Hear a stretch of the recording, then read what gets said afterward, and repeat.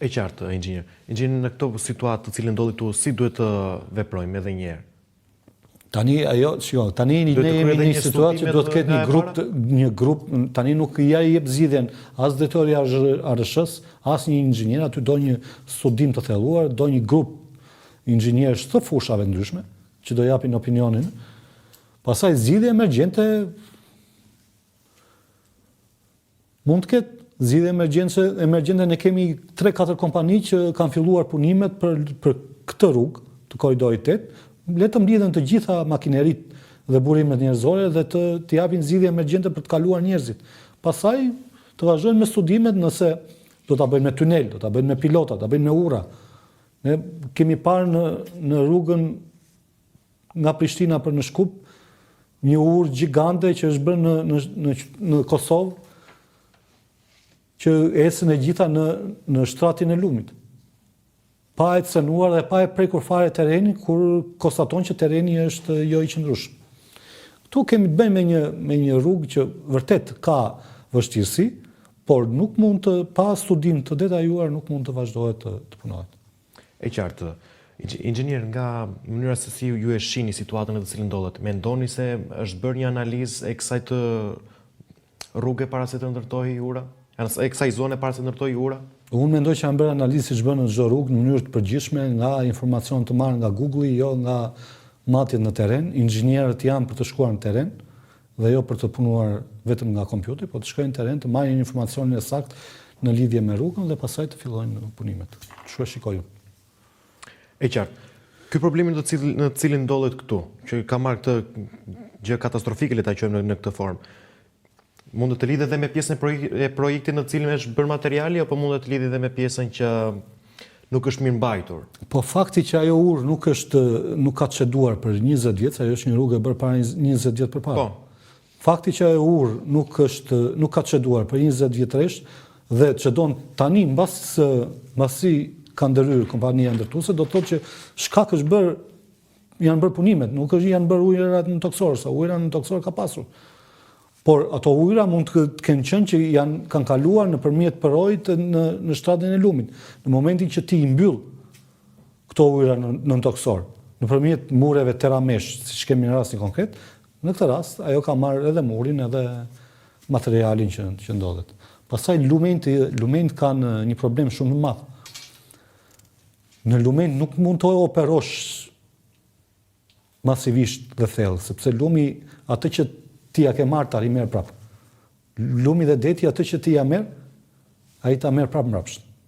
Nuk e ndalojmë dot. Ne kemi si rasti i lumit kemi një pjesë të zonës së Karpenit Kavajës ku deti ka hyrë me qindra metra në thellësi dhe merr tokë. Po pse merr tokë deti aty? Merr tokë sepse shqiptarët e hedhin inerte për të krijuar hapësira në vende të ndryshme dhe sigurisht uji do gjejë një kuotë më të ulët dhe do ta marrë atë pjesë. E qartë. Inxhinier, sa kohë duhet pravarësisht që të rikonstruktohet kjo, që të marrë një zgjidhje alternative për banorët e zonës, të cilët janë bllokuar? Këtë përgjigje nuk po e japin dot të gjithë drejtuesit të ARSH-s që kanë burime njerëzore, që kanë inxhinierë, ta jap një. Nuk e përcaktojmë dot për sa kohë ata nuk e përcaktojnë. Fakti që ata nuk e përcaktojnë dot një kohë, shikoj që ka një problem shumë të thellë. E qartë, por ju si profesionist nuk mund të jepni një Po nëse, ajo ka të bëjë dhe me seriozitetin e shtetit. Nëse aty punohet 24 orë në ditë me të gjithë makineritë, sigurisht mund të krijojë një rrugë që të qarkullojnë mjetet deri në përfundimin e rrugës së re. Por fakti që aty në orën 6, 7, 8 mbasdite, siç kemi ndjekur nga mediat, kur deputet kanë shkuar dhe nuk kanë gjetur makineri në terren, kjo do të thotë që nuk shikohet me seriozitet. E qartë, sa mund të jetë kosto reale e kësaj të reale? Se llogarisë duhet bërë preventiva nga inxhinierët për të nxjerrë llogaritë. Shumë shpejt për të nxjerrë llogaritë në lidhje me dëmet e shkaktuara po dëmet që mund të ti ke penguar udhëtimin e kalimtarëve në zonën e Juglindjes, ke penguar udhëtimin e gjitha mauneve që vijnë nga dy doganat kryesore, dogana e Kapshticës dhe dogana e Qafanës, dhe të gjitha këto janë humbje. Të gjitha këto janë humbje për shtetin shqiptar. Plus që i ke dhënë dhe një imazh të keq pjesës së segmentit korridoritet, që ti si shtet nuk jenë në gjendje të ndërtosh një rrugë brenda standardeve ku do lëvizin qytetarët europian, qytetarët shqiptarë të gjithë me radhë.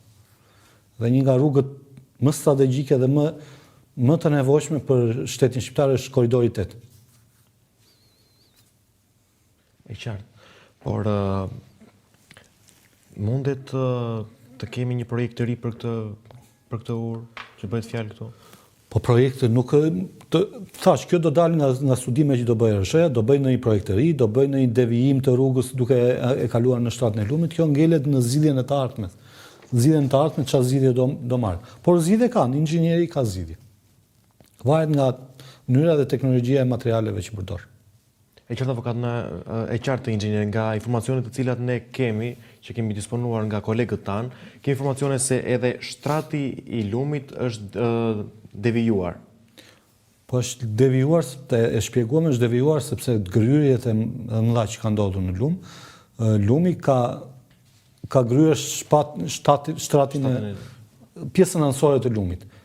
Ka gryer dhe pjesën poshtë e kurudhës së vjetër që shkonte për Pogradec. Sigurisht lumi do ta marr materialin që ti ja merr, do ta merr mbrapsht, po ta merr atje ku të dëmton. Për ndërtimin e rrugëve, lumi është rruga e fundit për të marrë material. Sidomos për Shqipërinë që është një zonë malore, shkëmbore, ku ti mund të nxjerrësh material, çaku pafund nga tereni shqiptar, nga lumi e ke më kollaj sepse ka kosto më të ulët. Por qëndrueshmërinë që ka guri i lumit në krahasim me qëndrueshmërinë që ka çakulli i nxjerrë nga mali, është më i qëndrueshëm çakulli i nxjerrë nga mali, sepse guri i lumit është i lëmuar dhe koeficienti i fërkimit vetë brenda trupit të rrugës është shumë i madh. Sigurisht kanë gjetur zgjidhjen më të shpejtë, më të shkurtër me kosto më të ulët duke marrë materialin. A ka rrezik që edhe rrugë të tjera mund të ndodhen në këtë çështje? Po ka ndodhur rrugë të tjera, nuk është se rrugë tani ka ngelur në një rrugë pa ndodhur. Unë nga informacioni që kam, gjitha rrugët janë të gjitha rrugët kanë probleme. Janë për sa i përket shtresave asfaltike, ose për sa i përket bazamentit të rrugës shtresave që janë poshtë asfaltit. Kemi bypassin e Burelit, kemi rrugën Korçë-Shkolojnë që e filloi e para. Dhe mendimi im, pasi mund të jemi gabuar, po fakti që po ndodhin gjitha këto është sepse tani ishte momenti për ne për të pritur feedbackun të gjitha rrugët e nisura. Dhe ne do presim feedbackun, se çfarë feedback? Ky është feedbacku që rrugët nuk janë bërë brenda standardeve, çimentoja që është përdorur për muret mbajtës nuk është, se kemi 5 lloj çimento për përdorimin në ndërtim. Ka çimento që përdoret për zonë të thatë, ka çimento që përdoret për zonë me ujëra nëntoksor. Janë çimento të ndryshme që përdoren në këto raste.